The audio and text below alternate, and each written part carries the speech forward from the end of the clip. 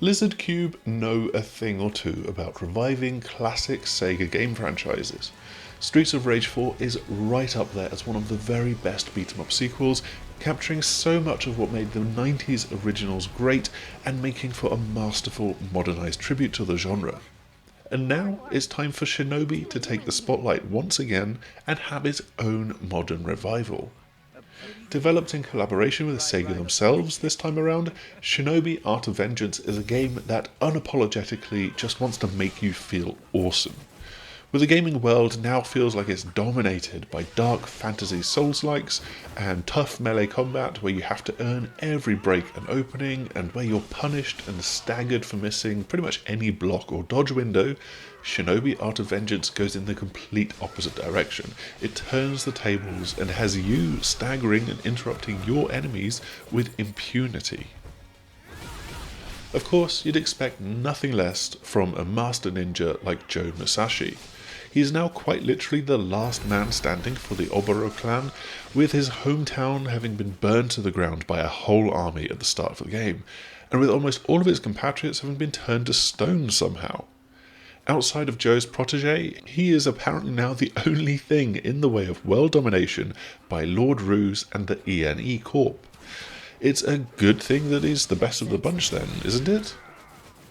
Right from the off, Joe feels powerful. It's almost funny how the first ninja that you meet, a base level goon that just slings shuriken your way, is so confident of claiming victory over you, when Joe can just deftly double jump over the slow moving projectiles and dispatch him in a single attack pretty much. There's a pleasing weight to Joe's attacks, the halts in animation as he strikes landing adding to that heft and that satisfying feel. And you get to enjoy that and save that as tougher enemies emerge, such as the second enemy, the beefier yellow-clad ninjas.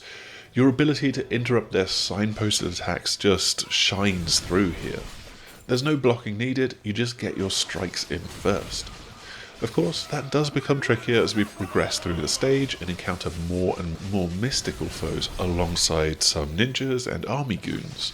There's archers that will fire lightning arrows up and down onto your position, the strange toad-like enemies that crouch and then pounce upon you, and enemies that have got all of the form of Olympic axe throwers as they fling double-sided axes over their head in your direction. Almost without fail, they would catch me in the mid-air as I was trying to jump at them. As enemies are weakened by your attacks, you can build up the power with certain attack types to pull off an execution move, zipping across the screen to land deadly finishing blows to anybody that has got the symbol above their head. And of course, there's then the screen-clearing ninjutsu, coming with flamboyant animated cutscenes and feeding off your building rage gauge. With our hands on time, we only got a little glimpse of some of the upgrades and the improvements that you'll be able to get, and so there's going to be some kind of progression even if Joe is starting from a very powerful base. Platforming in this game is also light, fluid and fast. Of course, Joe can wall climb and even dash up the wall for a few feet, but once he's retrieved a set of claws as a power-up, he can actually then just cling on and just climb up and down walls as he wishes. And then there's also an air dash to help you get across larger gaps, a rapid twirl to hurdle over boxes, and more movement options beyond that. Many of these movement actions leave a pleasing blue trail in his wake, and this just ties in with the fantastic handcrafted art style that simultaneously feels like it draws upon 90s cartoons and has got modern touches like dynamic edge lighting from the surroundings that you're running through. After the opening mission, we skipped ahead to a later level, trying to halt an attack on a city in the middle of a fireworks display. There was so much action taking place on rooftops and small hanging ledges that this opened up another facet of the combat. It was just so satisfying to be able to juggle enemies and then boot them off the ledges and rooftops and kick them off the stage to their demise, almost more enjoyable than it was to actually fully defeat them. It builds up to a fun boss battle against a spider mech, using a charged attack to crash through his energy shield and then unleashing a string of damage, before backing off to avoid bullets and fire grenades.